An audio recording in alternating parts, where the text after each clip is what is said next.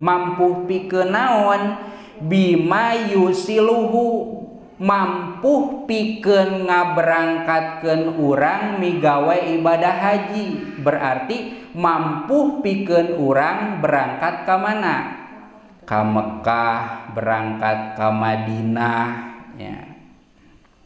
Mampu teu urang nya tergantung tina salah sawios kamampuhan teh. Hiji, duitna kudu aya sabaraha mangkaning ibadah haji teh anu standar wae geus puluhan juta, di atas 50 juta eta ge ngantrina belasan tahun bahkan puluhan tahun. Daftar ayeuna berangkatna sekian tahun kahareup.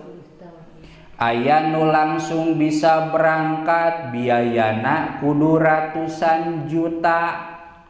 Ari nu boga mah rek sabaraha ratus juta ge nu penting bisa berangkat. Duit aya tingali awak cager atawa gering, pimampuheun atawa henteu. Da jag-jag soteh urang mah lamun dipake lempang ka mana ka sawah, ka kebon anu jarakna teh deukeut.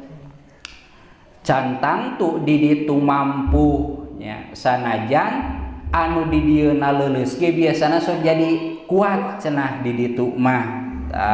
Eta nya kasehatan aya pengecekanana. Sabada boga duit pan urang teh kudu ngadamel persaratanana, diantawisna ngadamel paspor jeung pisana. Paspor mah bukuna, pisa mah eusikna nya. Hak guna cicing di lemur batur. Da ngaranna ge di negara batur urang teh kudu boga hak, aya tanda bukti supaya urang teh henteu ditewak. Ayeuna di urang indit ka Janggala moal aya nu newak da masih keneh di Indonesia, tapi ari antar negara mah urang teu boga paspor, teu boga visa, tangtuna bakal ditewak. Kudu ditempuh persyaratan nu etana, ditempuh pendaftaranana, ditempuh persyaratan-persyaratan nu sejena. Anggap we beres persyaratan eta teh, berarti tinggal ngajadwalkeun atawa narima jadwal jang pemberangkatan. Geus aya teh pemberangkatan gancang namanya berangkat lamun ti dieu biasana ka Bekasi. Di ditu teh dicek pikuateun atawa pigeringeun. Lamun pikuateun lolos, lamun pigeringeun sanajan jag-jag wayahna dipulangkeun deui. Ngan nu jelas lamun teh mah kaduga pikeun berangkat ka dituna eta teh hukumna wajib. Anggap we 100 juta jeung jang jajan jang oleh-oleh dateu bawa nanaon mati urang mah nya sok kalah diaromongkeun. Pugu ongkos ge meunang papaksa jual itu jual ieu, pas mulang teu babagi dari aromongkeun nya. Lain mah dipenta doana nya. Nah ngan saukur jang berangkatna wungkul sanes wa yarudduhu ila watonihi, termasuk ongkos jang balik deui ka dieu. Lamun ti lemur ti Cikamuning teh jang balik deui ka mana? Ka Cikamuning. Da ongkos ge sok geus sapaketnya. Bisi ieu mah bisi berangkatna sorangan. Da zaman baheula mah can aya travel jiga ayeuna. Ayeuna geus aya travel tau beres we nya. Mun sekian 40 juta beres we geus teu kudu nanaon, paling ge tinggal disuntik vaksin wungkul nya. Aya ongkos jang berangkat, aya ongkos jang mulang deui. Nahangan saukur eta sanes fadilan andainihi, bari ongkos anu rek dipake berangkat ibadah haji atawa ibadah umroh kudu lelewihan sesamayar hutang. Jadi hutang kudu dibayar heula nya. Boga duit 100 juta ari hutang 100 juta mending pakai ibadah haji hutang mah engke we. Teu kenging nya sabab eta mah teu wajib ari kitu mah sabab wajibna ibadah haji teh lamun hutang geus kabayar ya. Bayar heula. Ieu mah hutang teu dibayar berangkat haji henteu nya. Eta mah doraka saumur-umur.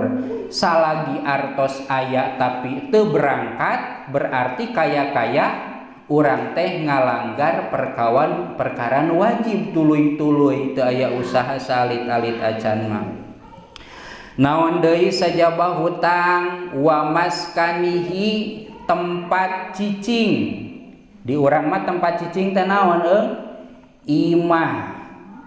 Ek berangkat haji atawa berangkat umroh ulah nepikakeun ngajual imah. Imah mah ulah dihitung ya. Dihitung-hitung teh harta aya 40 juta ngan 40 juta teh jeung imah. Kamari aya nu nawar 10 juta. Tari kitu mah teu wajibnya. Contoh berangkat ibadah haji teh 40 juta. Sanajan dina bukti nama umroh ge ayeuna tos 42 juta nya. Tah imah ulah dihitungnya. Termasuk pakakas anu wajib sok dipake alat kasab. Naon berarti congkrang lamun di urang mah da alat kasabna teh ngoren ngabersihan kapal. Naon welah pacul, naon deui itu teh arapalnya, koret, ragaji, mesin rumputnya, jeung sajabana. Eta mah ulah dijualnya, ulah dihitung nu kitu mah. Sabab eta mah kabutuhan pokok. Engke lamun eta dijual, hek teu boga deui duit, urang teu bisa naon teu bisa usaha. Ulah dijual.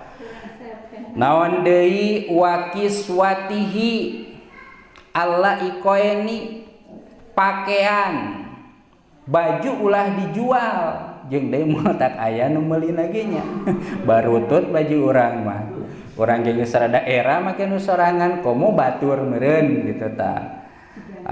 Baju ulah dijualnya. Maksud ulah dijual teh ulah bakatingku hayang ibadah haji nepikakeun ngajual baju. Da dina buktina mah moal ieu nya. Jujual nepikakeun ngajual imah, ngajual baju, ngajual pakakas moal. Urang mah da masing barang anu teu pati berguna ge rek dijual mah sok jadi kumaha sok jadi nyaah. Pugu teu kapake barang teh ngan pas rek dijual teh asa butuh ieu teh padahal mah teu dipake-pake nya. Eta mah jiwa manusiawi nya. Imah pakakas pakaian anu masih keneh layak teu kenging dietang teu kenging dijual pikeun ongkos.